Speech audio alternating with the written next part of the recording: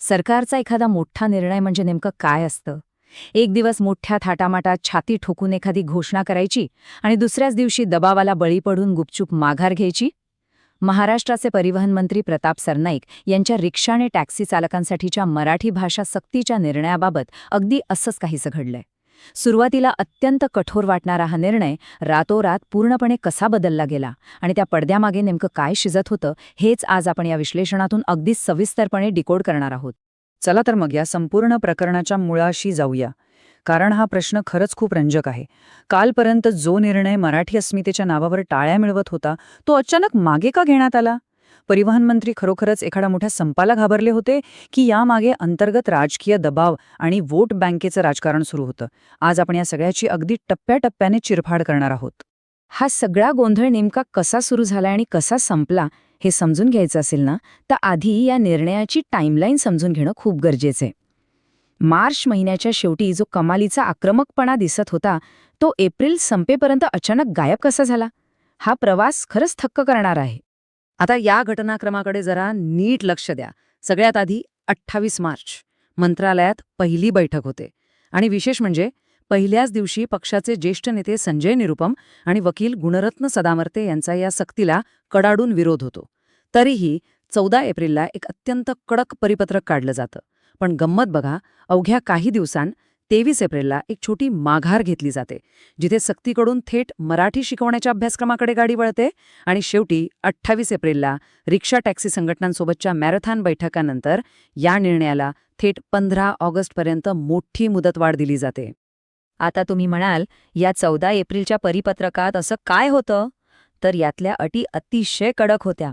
यातली सगळ्यात भीतीदायक अट म्हणजे चालकाला मराठी लिहिता आणि वाचता येणे. होय, फक्त बोलता येऊन चालणार नव्हतं. 1 मे म्हणजेच महाराष्ट्र दिनापर्यंत जर अमराठी रिक्षाचालकांना मराठी लिहिता वाचता आलं नाही तर थेट त्यांचे परवाने म्हणजेच लायसन्स रद्द करण्याचा स्पष्ट इशारा देण्यात आला होता. विचार करा, थेट लायसन्स रद्द. पण आता इथला विरोधाभास पहा. 14 एप्रिलचं चित्र काय होतं? लायसन्स रद्द होण्याची टांगती तलवार, 1 मेची जवळ आलेली डेडलाईन आणि लिहिता वाचता येण्याची कडक अट, बरोबर? आणि त्यानंतर अवघ्या काही दिवसांत 28 एप्रिलचं चित्र बघा. सगळंच बदललं. लायसन्स रद्द होणार नाहीत याची हमी मिळाली, 15 ऑगस्टपर्यंत भरपूर वेळ मिळाला आणि सर्वात महत्त्वाचं म्हणजे लिहिता वाचण्याची अटच गायब झाली. आता फक्त संवादात्मक मराठीपुरती अपेक्षा उरली. हा दिलासा किती मोठा होता हे तुम्हाला आता समजलं असेलच. मग सरकारने नक्की काय तडजोड केली? तर त्यांनी ती लिहिता आणि वाचता येण्याची कडक अट पूर्णपणे बाजूला काढली. त्याऐवजी आता संवादात्मक मराठी म्हणजेच फक्त जुजवी मराठीची अपेक्षा ठेवली गेली. म्हणजे काय? तर प्रवाशी रिक्षात बसल्यावर कुठे जायचंय किंवा किती पैसे झाले एवढा किमान संवाद चालकाला करता आला पाहिजे. आणि यासाठी आता सरकार काय करणार आहे? तर साहित्य मंडळांच्या मदतीने 100 दिवसांची एक मोहीम राबवणार आहे, ज्यातून ओला, उबर आणि इतर सर्व टॅक्सी रिक्षा चालकांना ही रोजच्या वापरातली मराठी शिकवली जाईल. पण आता इथून खरा प्रश्न सुरू होतो. जे परिवहन मंत्री 14 एप्रिलला इतके ठाम होते, त्यांना अचानक एक पाऊल मागे का घ्यावं लागलं? असं काय घडलं पडद्यामागे? असे कोणते मोठे दबाव होते ज्यामुळे राज्य सरकारला आपली भूमिका मवाळ करावी लागली? चला तर मग यामागील 3 अत्यंत महत्त्वाच्या कारणांचं आणि दबावांचं आता आपण सविस्तर विश्लेषण करूया. सगळ्यात पहिलं कारण, हा आकडा नीट पहा, 15 लाख. होय, संपूर्ण महाराष्ट्रामध्ये तब्बल 15 लाख लोक रिक्षा आणि टॅक्सी चालवतात आणि यातले 4.5 लाख चालक तर एकट्या मुंबईत आहेत. फक्त विचार करा, हा एवढा मोठा वर्ग जर रस्त्यावर उतरला तर परिस्थिती किती भयानक होऊ शकते याची सरकारला पुरेपूर कल्पना होती. आणि याच 15 लाख चालकांच्या ताकदीच्या जोरावर काही संघटनांनी थेट 4 मे रोजी एका मोठ्या संपाचा इशारा दिला होता. आता 4 मेला होता सोमवार. सोमवार म्हणजे काय? आठवड्याचा पहिला आणि चाकरमान्यांसाठी कामाचा अत्यंत महत्त्वाचा दिवस.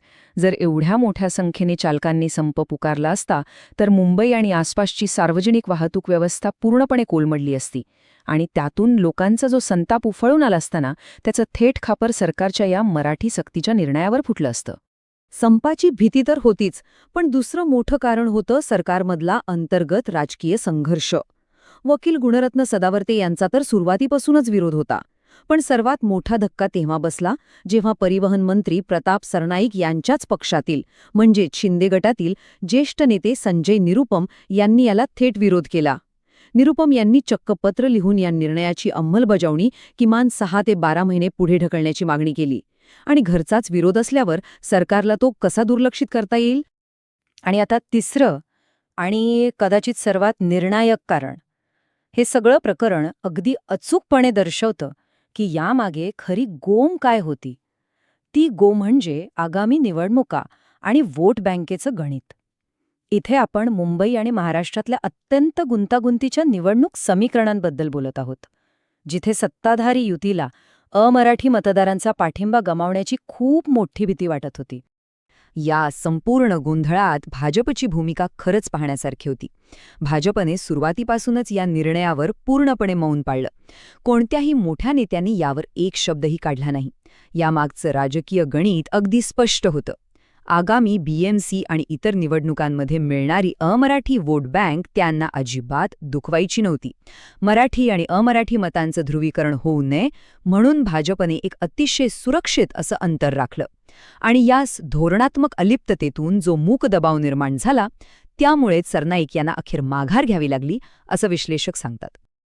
तर मग या सगळ्या घटनाक्रमातून काय निष्कर्ष निघतो?